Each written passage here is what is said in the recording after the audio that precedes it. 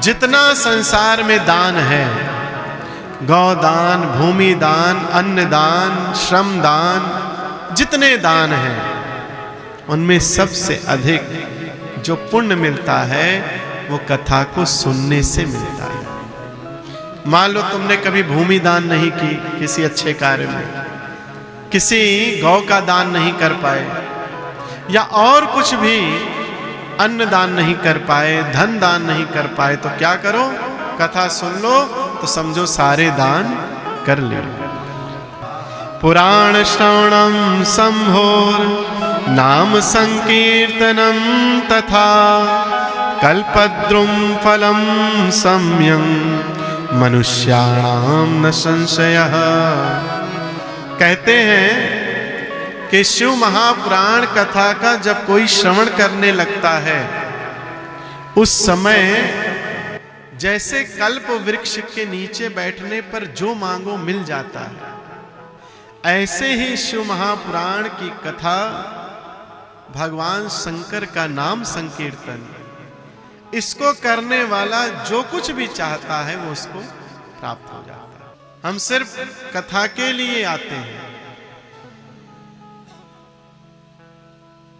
और कथा ही सुनने के लिए आप भी आते हैं। कथा ही सुनने आए हो ना। आप जैसा भक्त, आप जितने भी लोग हो, हमारे लिए बहुत हो, और आए स्वागत है। लेकिन आप जितने आज आए हो, इससे कम मत होना, बढ़ा के ही रखना। हाँ, ये जीवन का जो 9 दिन आज तुम देने जा रहे हो, सोचो ये आज से पूर्व नहीं गया, और 9 दिन के बाद भी तुम्हारे पास ये समय रहेगा, हम रहेंगे, या ऐसी कोई कथा होगी, इसका कोई विश्वास नहीं कि ऐसा संभव है। इसलिए कल्प वृक्ष के समान भगवान का नाम है। जो कुछ चाहते हो मांगो, पाओगे, विश्वास रखो। हम तो हास्य में कह रहे थे कि सीएम पीएम नहीं बन पाओगे, लेकिन अगर तुम सच्ची श्रद्धा रखते हो तो वो क्या, उससे भी बड़े बन जाओगे। तुम भगवान का दर्शन पा जाओगे। संसार के दर्शन से, संसार के लोगों से कुछ भी प्राप्त होने वाला नहीं है। जो कुछ भी मिलना है इस शरीर के लिए, वो सिर्फ परमात्मा से ही प्राप्त हो सकता है, किसी और से नहीं। इसलिए परमात्मा के हो जाओ। सदा सेव्या, सदा सेव्या, सदा सेव्या विशेषतः एतत् शिव पुराणस्य कथा परम पावनी। कहते हैं इस महापुराण का सदा सेवन करना चाहिए, सदा सेवन करना चाहिए। एक बार नहीं, 4 बार कहा, इसलिए करना ही चाहिए। 3 बार क्यों कहा, 4 बार क्यों कहा, 12 बार क्यों कहा? क्योंकि अपने में संदेह है कि हम जो इसको कार्य दे रहे हैं, हमको पता है ये करने वाला नहीं है। लेकिन जब हम बार बार कहेंगे तब हो सकता है कि वो कार्य कर दे। इसीलिए यहां शिव महापुराण के इस ग्रंथ में श्लोक का कहना है कि एक बार नहीं, सदा सेव्या, सदा सेव्या, सदा सेव्या। एक बार तो तुम इसका कम से कम सेवन करो, कम से कम इसको श्रवण करो। इस प्रकार से शिव महापुराण की महिमा के अंतर्गत भगवान साक्षात इस वांग्मय स्वरूप से हम सबको आशीर्वाद देने के लिए आए हैं। चतुर्विंशति सहस्रो ग्रंथोऽयं सप्त संहितः भक्ति त्रिकसो संपूर्णः शृणुयात्तं परादरात्।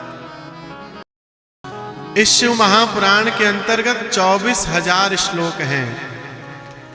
कितने? 24,000। और इसमें 7 संहिताएं हैं, 7 भाग हैं। देवी भागवत 24,000 श्लोक, श्रीमद् भागवत महापुराण 18,000 श्लोक। इस तरह से सभी महापुराणों के श्लोकों की संख्या अलग अलग है, लेकिन शिव महापुराण की संख्या 24,000 है, श्लोकों की संख्या।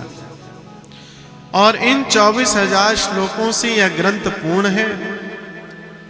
इसमें 7 संहिताएं हैं। प्रथम में विद्वेश्वर संहिता है, जिसमें भगवान का प्राकट्य होता है, शिव जी का, और शिव जी से जुड़े हुए भस्म, रुद्राक्ष, शिव जी का पूजन, शिवलिंग का पूजन, इसकी महिमा का गुणगान है।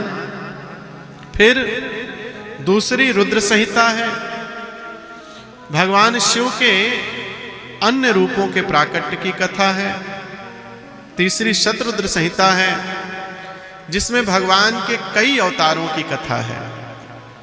कई अवतारों के रूप में शिवलिंग के रूप में भी भगवान प्रकट हुए, स्वयंभूलिंग के रूप में भी प्रकट हुए, 12 ज्योतिर्लिंग इनके रूप में भी भगवान प्रकट हुए, अन्य भक्तों के रूप में भी भगवान प्रकट हुए, उनकी चर्चा है। फिर कोटिरुद्र संहिता में भी भगवान शिव के अनेक कथाओं की चर्चा है। 5वीं उमा संहिता है, जिसमें माता पार्वती के कुछ अवतारों की चर्चा की गई है। 6ठी कैलाश संहिता है, जिसमें भगवान सुदृढ़ ज्ञान को देते हैं। 7वीं वायवी संहिता है, जिसमें भगवान का परम ज्ञान, सिद्ध पद को प्राप्त करने वाला व्यक्ति ही उस ज्ञान को प्राप्त करता है। इन 7 संहिताओं में 5वीं संहिता तक की कथा संभवतः लोगों के समझ में आती है, इसलिए मंच से उन कथाओं को कहा जाता है। लेकिन 6ठी कैलाश संहिता और 7वीं वायवी संहिता, इन 2 संहिताओं में जो कथा है वो गूढ़ ज्ञान का रहस्य है। वो साधना की दृष्टि से समझी जा सकती है, लेकिन कथानक होकर के कि कथा के रूप में हम श्रवण करें और समझ जाएं, ये संभव नहीं है। इसलिए हम लोग भी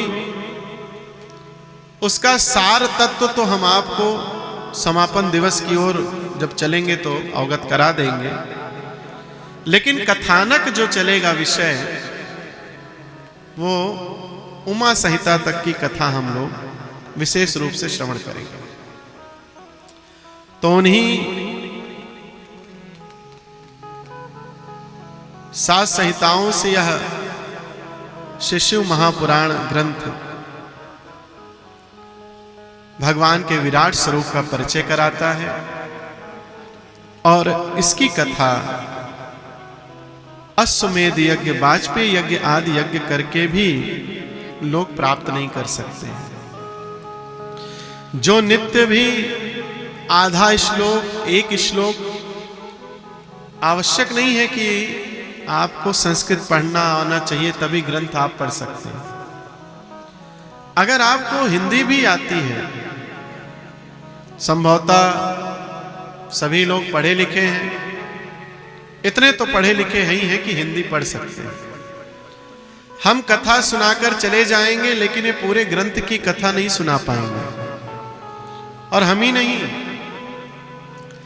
जितने भी कथाकार हैं वो सूक्ष्म कथाएं, कुछ मुख्य कथाएं ही कह पाते हैं, चाहे श्रीमद् भागवत महापुराण की हो, चाहे देवी भागवत महापुराण की हो, चाहे अन्य ग्रंथों की हो। तो आपको अगर पूरा विषय पढ़ना है, जानना है, तो इसके लिए स्वयं अभ्यास करना पड़ेगा। तो हमारे कथा श्रवण कराने के पश्चात फिर घर में आप अपने शिव महापुराण लाइए और नित्य 1 अध्याय, 2 अध्याय, 10-15 मिनट में 1 अध्याय संपन्न हो जाता है। ले आकर के अवश्य इसको पढ़िए। जिस किसी को भी भगवान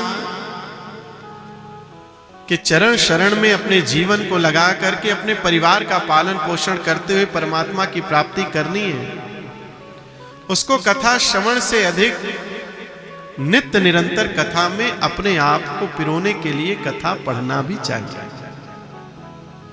एक बात और बताएं, भस्म सबको लगानी चाहिए और इसके विषय में आगे चर्चा अब आज तो अभी महात्मा पूर्ण हो जाए यही बहुत बड़ी बात है, समय कम है, लेकिन कल हम जब चर्चा करेंगे तो भस्म की महिमा में आप श्रवण करेंगे कि भस्म कोई भी लगा सकता है, स्त्री है, पुरुष है, कन्या है, विधवा है, सधवा है, बालक है, भस्म को सब लोग लगा सकते हैं। इसलिए कल भस्म की व्यवस्था की जाएगी। कोई टीका लगाना चाहे तो जैसे टीका लगाती हैं माताएं, छोटा सा टीका लगा ले।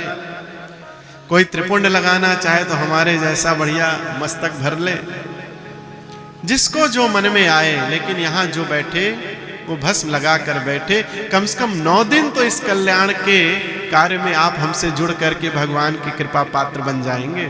बाकी तो आप आगे जैसे चाहे वैसे जिए, लेकिन इन 9 दिवस में कम से कम मस्तक पर भस्म लग जाई। भस्म लगने मात्र से भस्म लग गई तो आपके जीवन का कल्याण हो जाएगा। इसलिए और शिव में विष्णु में कोई भेद नहीं है। आप वैष्णव हैं, स्वागत है आपका कि भगवान शुद्ध हृदय से आज अपने कृपा प्रसाद को आपको शिव जी के रूपों में प्रदान कर रहे हैं। आप शिव भक्त हैं, आपको भगवान विष्णु की परंपरा की कथाओं को श्रवण करने को मिले तो सौभाग्य है कि भगवान शिव की भक्ति से भगवान राम, भगवान कृष्ण मिल गए। इसलिए ये उनकी भक्ति का प्रसाद होता है। आप सबके मन में भगवान ना बैठे होते तो आप यहाँ ना बैठे होते। आप यहाँ बैठे इसीलिए हैं क्योंकि आपके मन में भगवान बैठे हैं। बोलो शंकर भगवान की। नित्यं शिव पुराणस्य श्लोकं श्लोकार्धमेव च स्वामुखेन पठेत् भक्त्या यदीक्षेत परमां गतिम। कहते हैं इस शिव महापुराण का कोई आधा श्लोक, एक श्लोक भक्ति पूर्वक भी अगर श्रवण कर लेता है, पाठ करता है तो भगवान का वह प्रिय हो जाता है। बोलो शंकर भगवान की। इसी विषय में एक कथा आती है। देवराज नाम का एक ब्राह्मण है और नित्य निरंतर भगवान का कृपा पात्र है क्योंकि उसका जन्म ब्राह्मण कुल में हुआ, लेकिन उसके अंदर ब्राह्मणत्व तो नहीं था। मदिरा विक्रय करता था, लोगों को ठगता था, वैदिक धर्म से अपनी संध्या वंदन से विमुख था। इतना ही नहीं, वह नित्य निरंतर वैश्यवृत्ति करता था, वैश्याओं का संग करता था, अपने धन को पाप में लगा करके अपने माता पिता को दुख दे करके उनसे धन छीन करके नित्य निरंतर उसका दुरुपयोग करता था। यह देवराज नाम का ब्राह्मण एक दिन जो है तालाब पर स्नान करने गया और वहां एक सुंदर वेश्या को इसने देखा। एक दैक तडागे सा स्नातुम यातो महीसुरः वेश्यां शोभावतीं नाम दृष्ट्वा तत्राति विह्वलः। ये तालाब पर स्नान करने गया तो दूसरी ओर एक सुंदर वेश्या को देखा। शोभावती नाम है उसका। देखकर उसके आव भाव को, स्वरूप को, श्रृंगार को ये मोहित हो गया, आकर्षित हो गया। इसने उससे कहा कि तुम मेरे साथ मेरे घर चलो, तुम्हें जितना धन चाहिए मैं ला करके दूंगा। और इसको घर लेकर के आता है, वेश्या के साथ रमण करता है, अपने माता पिता को ताड़न करता है। इतना ही नहीं, एक दिन रात्रि में उस दुष्ट ने माता पिता के प्रति इतना क्रोध किया कि सबको मार डाला। सबको मार करके सारा धन इकट्ठा करके और लेकर के वेश्या के साथ दूसरे स्थान पर चला गया। वृद्धावस्था आई, वेश्या छोड़कर चली गई, धन समाप्त हो गया। अब इसको हुआ कि मेरे पास तो कुछ बचा नहीं। ज्वर से पीड़ित हुआ, ज्वर यानी बुखार, तेज ताप चढ़ा इसको, बहुत तेज बुखार हुआ। इधर उधर भागता हुआ, सहारा नहीं पा रहा था, एक मंदिर में प्रवेश किया और वहां भगवान की सुंदर दिव्य कथा चल रही थी।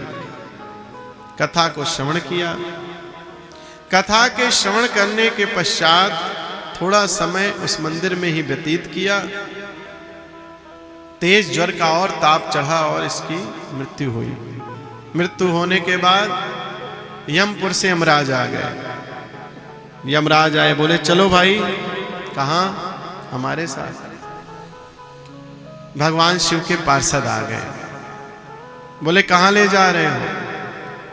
बोले यमपुरी ले जा रहे हैं, बहुत दुष्ट है, इसने माता पिता की हत्या की, पत्नी को मार डाला, सब धन हरण कर लिया, नित्य निरंतर पाप में लगा रहता, इसलिए ये सिर्फ यमपुरी का एक निवासी बन सकता है। आप कैसे आगमन किए? बोले इसने जो कार्य किया है वो सारे पाप इसके धुल गए। कैसे धुल गए? कि उसने भगवान की कथा सुन ली। मात्र कथा सुन करके उसके सारे पाप दूर हो गए हैं। धन्यास्य पुराणस्य कथा परम पावनी, यस्या श्रवण मात्रेण पापियानापि मुक्ति भाग। इसने जो कथा सुनी भगवान शिव की, उस कथा को सुनने से इसके जितने पाप थे वो सब नष्ट हो गए और इसको भगवान के सुंदर स्थान शिवपुर ले जा रहे हैं हम। ये शिवलोक का वासी हो गया है। बोलो शंकर भगवान की।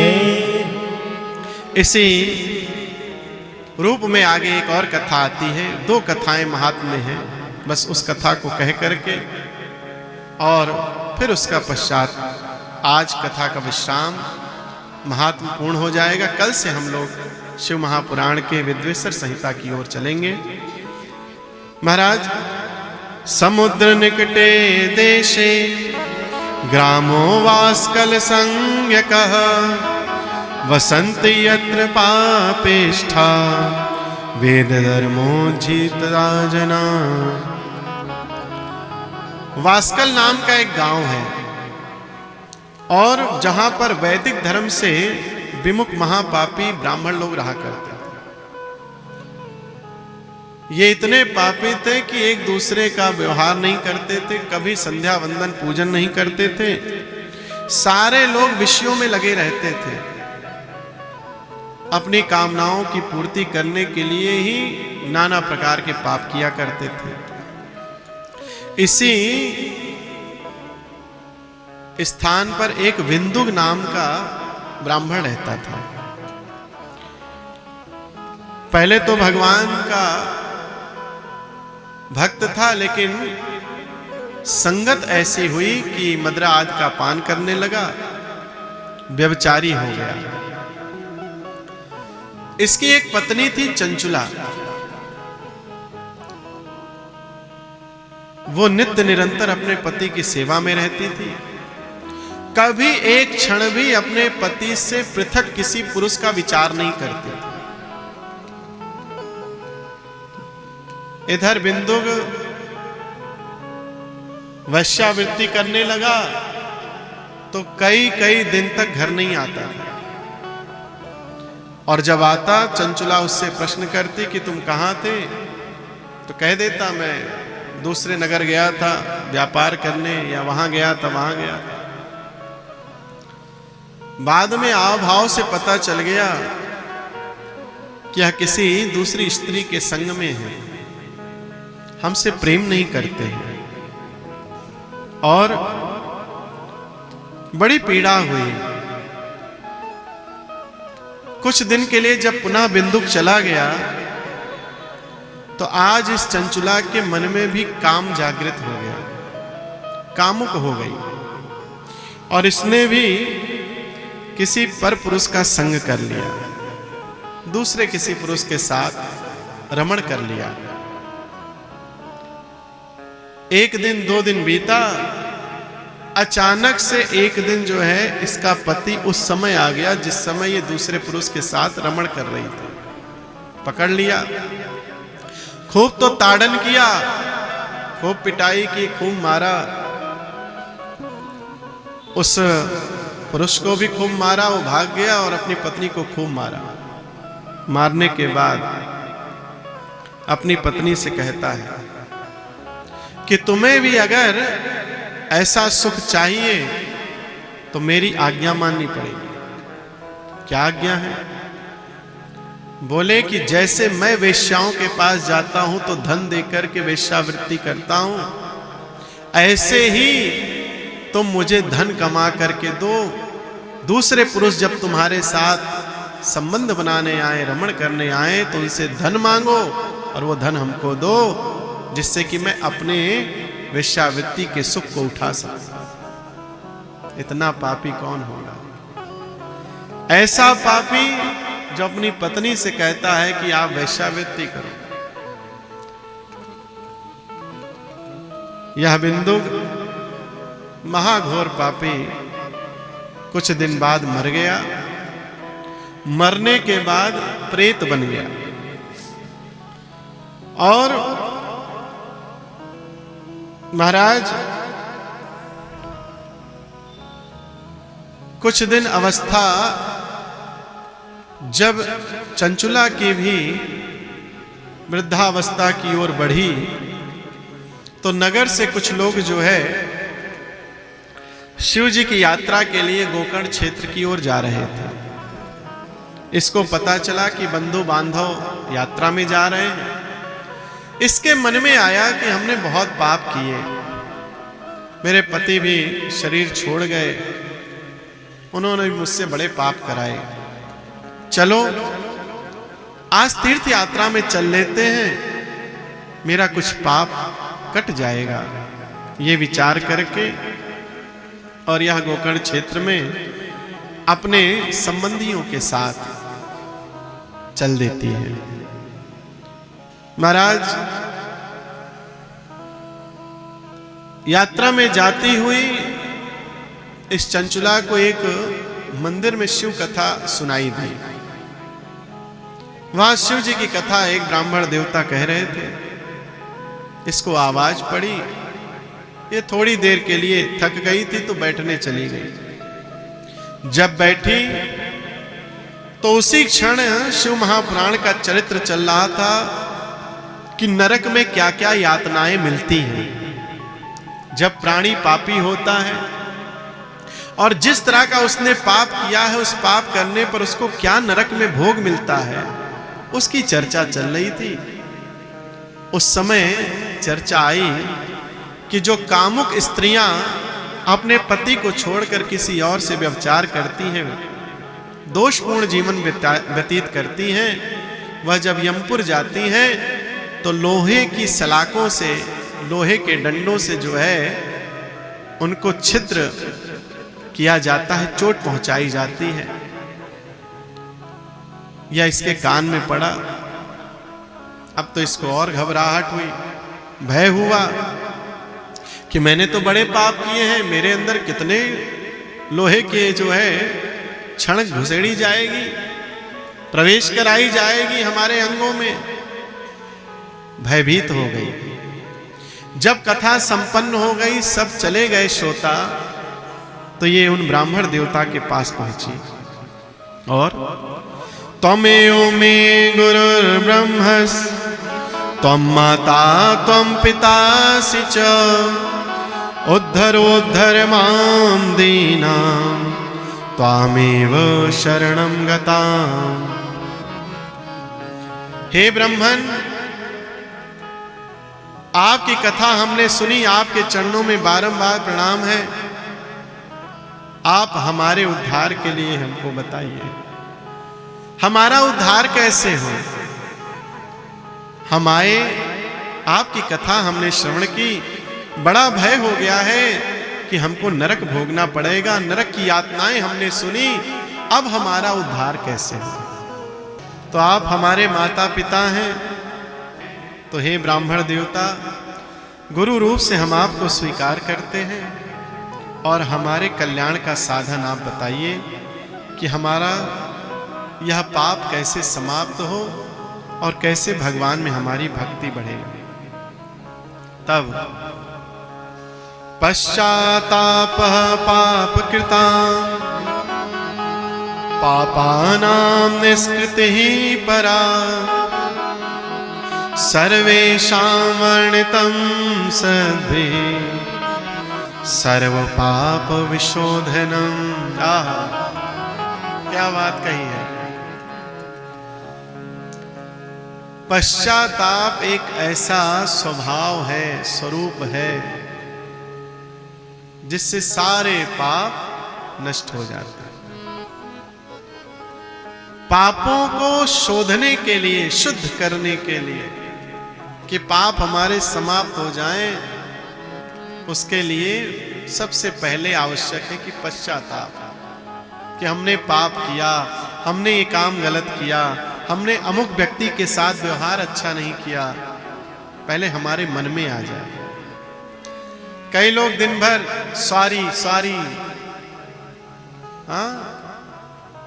I am very very sorry, खासकर पति लोग तो दिन भर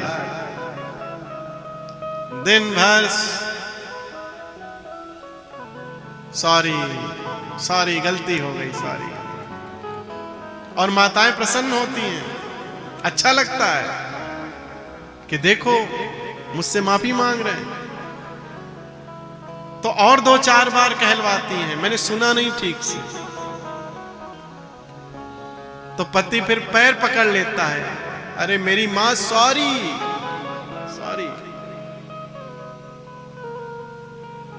हम तो कभी कभी कहते हैं हाथ उठाओ किसने किसने अपने पत्नियों के पैर पकड़े हैं।